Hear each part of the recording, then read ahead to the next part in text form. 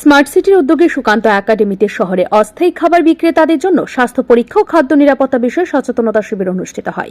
শিবিরে উপস্থিত ছিলেন আগরতলা পৌর নিগমের CEO doctor Shailesh Kumar Yadav, mayor Deepak Majumdar সহ এএমসির কর্পোরেটররা। শিবিরে বক্তব্য রাখতে গিয়ে শৈলেশ কুমার যাদব বলেন, এশিয়ান ডেভেলপমেন্ট ব্যাংক থেকে এই ধরনের শিবির করার জন্য আর্থিকভাবে সাহায্য করা হয়েছে। কারণ মানুষের বেঁচে থাকার জন্য তাকে সুস্থ থাকতে হবে, আর সুস্থ থাকতে গেলে অন্তত স্বাস্থ্যসম্মত খাবার গ্রহণ করতে হবে। আমরা যে খাবার গ্রহণ করে থাকি এর মধ্য দিয়ে আমাদের দেহে নানা রোগ জীবাণু প্রবেশ করতে পারে।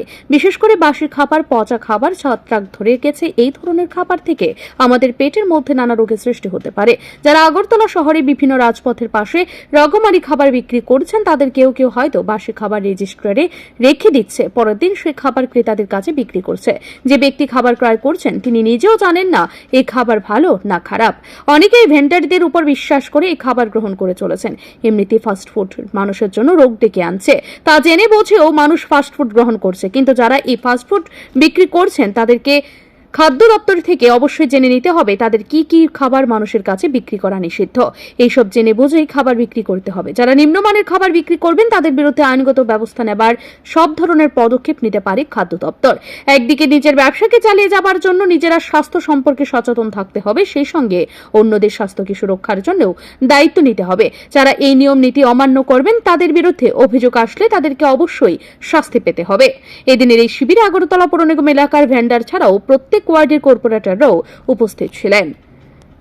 এরকম খাবার নিকলে কেউ খাবার এরকম আছে, কেউ জানে না ওখানে কি আছে, কীটাণু আছে, বিষাণু আছে, বিষ আছে, কি আছে। ওই জন্যে আপনাকে রেজিস্ট্রেশন দরকার। বাইরে রেজিস্ট্রেশন কাউন্টার আজকেও আমরা লাগাইছি।